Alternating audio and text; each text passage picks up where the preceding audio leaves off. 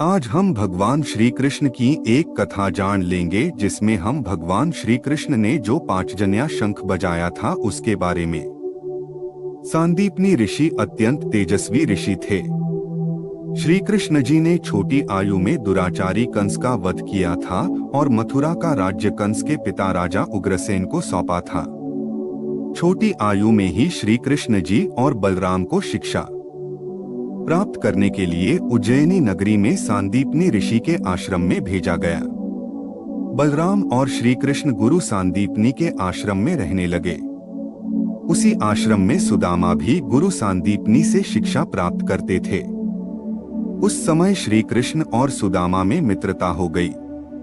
सांदीपनी ऋषि ने उन्हें वेद पुराणों और 14 विद्याओं के साथ 64 कलाओं का भी ज्ञान दिया।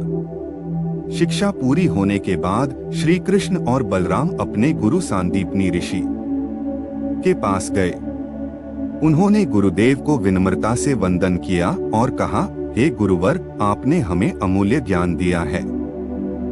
हम आपके चरणों में गुरु दक्षिणा अर्पण करना चाहते हैं। हम आपको क्या दे सकते हैं, वह हमें बताएं। गुरु सांदीपनी ऋषि को यह ज्ञात था कि श्री कृष्ण भगवान श्री विष्णु के अवतार है।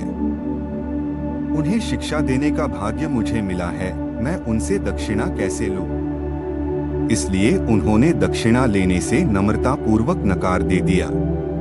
उसके बाद श्री कृष्ण और बलराम गुरु माता अर्थात ऋषि सांदीपनी की पत्नी के पास गए और उन्हें दक्षिणा लेने के लिए प्रार्थना की।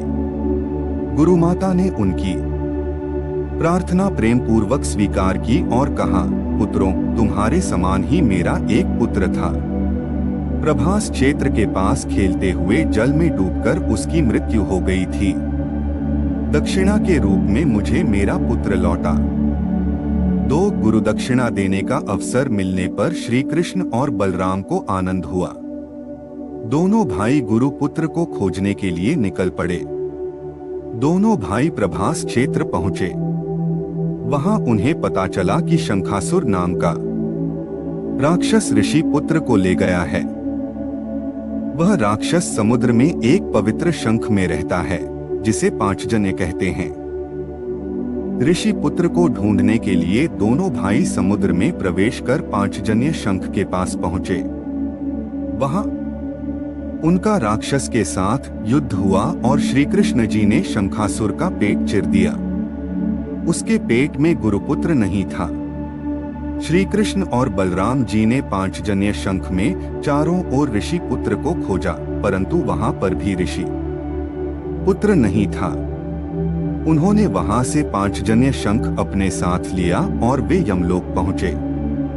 यमलोक के प्रवेश द्वार पर पहुंचकर उन्होंने पांचजन्य शंख बजाया। उस शंख की दिव्य आवाज सुनकर स्वयं यमराज वहां प्रकट हो गए।